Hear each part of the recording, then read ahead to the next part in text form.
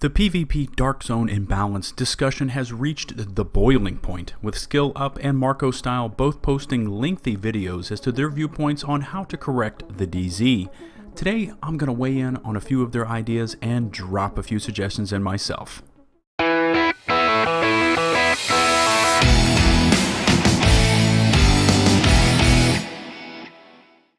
What's going on, ladies and gents? It's LtBuzzLitebeer, and in today's video, I decided to weigh in on the Dark Zone discussion and voice my opinions on what both Skill Up and Marco have posted in the past few days.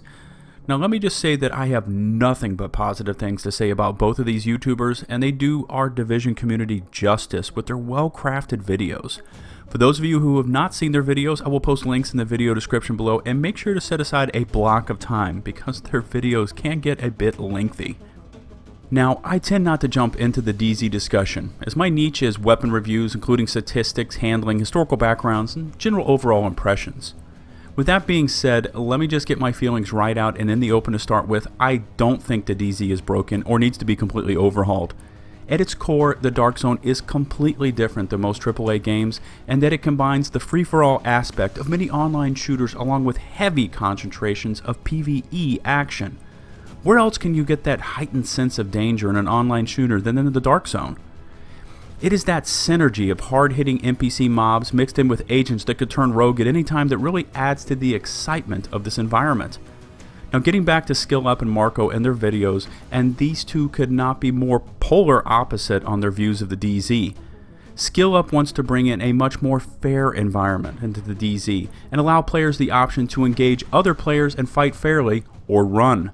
He contends that the DZ is completely unfair and doesn't require skill, and that is what is driving players away from the Dark Zone and the Division in general. Marco believes that the DZ is fine the way it is, and that if players could acquire the necessary skills and know-how, they could survive just fine in the DZ.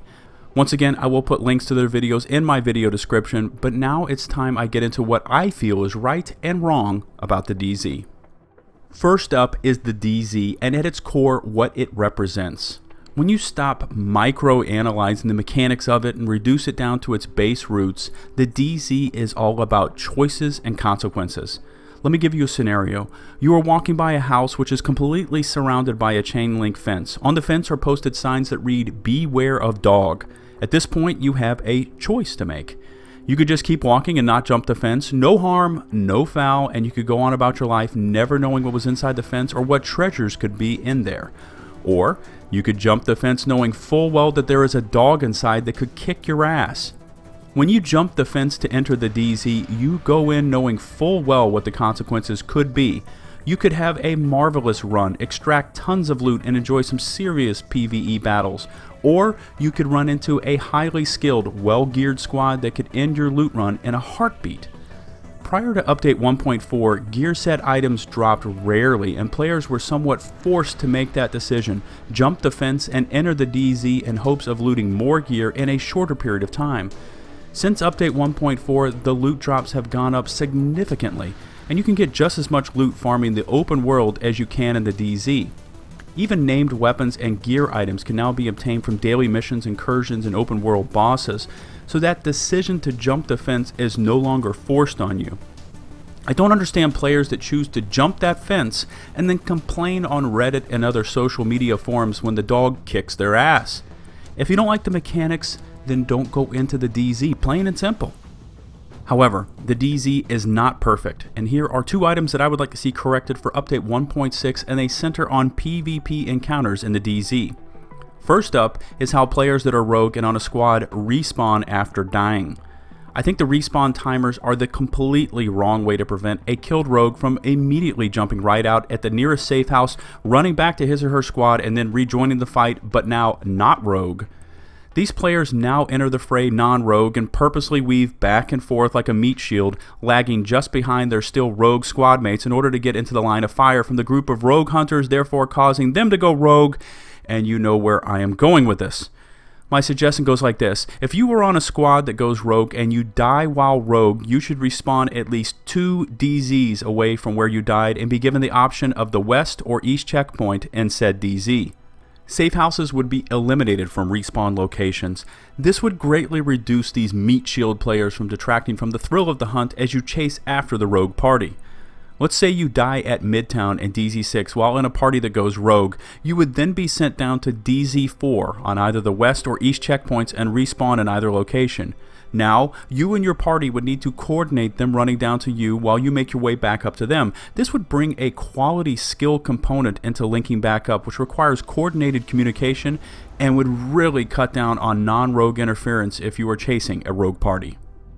Secondly, jumping out of the DZ at a checkpoint, fast traveling up to a higher DZ, and re-entering in front of an escaping rogue squad should be eliminated. If you were chasing a rogue party up out of DZ1 and they are headed due north, you should not be able to hit the south side checkpoint, fast travel up to say DZ4, re-enter, and then be waiting on the rogues as they reach you.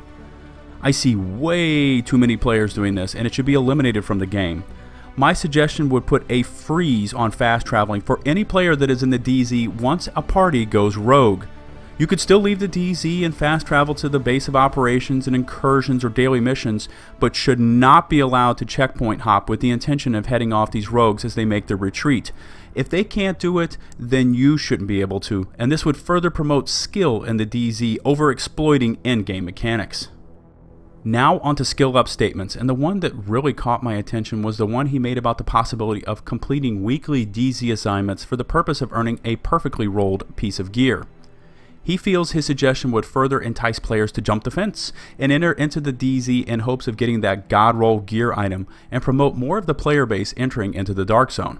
Now let me just say that I am completely opposed to this idea of rewarding players with extra special loot just for entering the DZ. Our game is completely built around the RNG loot system, and it is that constant chasing of better gear that keeps us coming back. For those of you that played Destiny, the carrot at the end of the stick was the Gjallarhorn. If or when you got one, you were completely overcome with excitement, and there are videos on YouTube showcasing players' reactions when getting their very first Gjallarhorn. For almost a year, this mythical rocket launcher could not be purchased, only looted, and it really became a status symbol for players as they walked around the tower with this beast on their backs. If we all of a sudden start rewarding players with these best of the best gear items for completing DZ assignments, it would completely shatter the RNG loot system that we have now and really water down the player base with overgeared characters. This would in turn force Massive to rework the gear scores, adjust the meta, and change the weapon scaling factors again to adjust for higher ranked weaponry, NPCs, mission difficulties, and haven't we already been here? It's where we were in Update 1.3 with bullet sponge NPCs, and it nearly cost the division its entire player base as it just got so boring and monotonous. I agree with Skill Up that there needs to be higher rewards for players that enter the DZ, but simply giving them the best gear for completing DZ assignments is out of the question. And finally, I would like to touch on something that MarcoStyle brought up in his video about how the DZ is really about skill, and it got me thinking about how to bring more of a skill element into the DZ for us console players. Now Marco plays on PC, and I can tell you from playing for years on PC, hip firing with a mouse and keyboard is infinitely more accurate than attempting this with sticks and a controller. Controllers lack DPI, and our camera rotation speeds are not nearly that of what you get on a PC. So translated, it is harder to hip fire like a god on console than PC due to inaccurate inputs and third-person camera rotation lag. Even when I crank up my sensitivity on PS4 to 100% for both aim and camera rotation, I can't compare to that of a PC.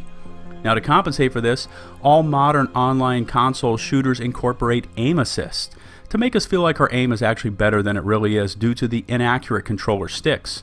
If you really want to make this about skill on the console, then I propose that when you enter into the DZ, your aim assist is instantly disabled. PC players already work with this, as there is no aim assist for them, and this could really promote a more skill-based PvP environment on consoles.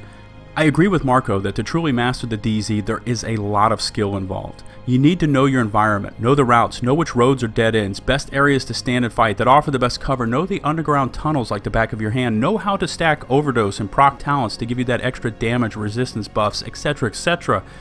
Now, I am in no way an expert DZ PvPer, and I still have much to learn, but I think that experimenting with turning off aim assist on consoles in the DZ is a small step forward at attempting to promote a more skill-based environment in PvP.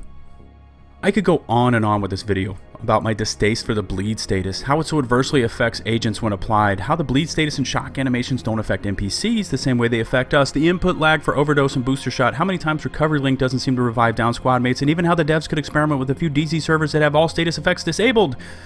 But I will leave that for another day. I apologize for the somewhat longish video, but would appreciate any feedback you would like to offer on my suggestions or thoughts as to how Skill Up and MarcoStyle are approaching the future of the Dark Zone. Feel free to leave your thoughts in the comment section below. In addition, if you could take the time to rate the video with either a thumbs up or down, it would be greatly appreciated. If you want some more LtBuzzLitebeer and my division content in your life, feel free to sub my channel and follow me on Twitter at LtBuzzLitebeer. If you have any questions about any weapon in the division, look no further than my comprehensive weapon review playlist to answer any and all of your questions. And remember, for my channel, likes, comments, subs are loved. Until my next The Division video, this has been LtBuzzLitebeer saying peace out.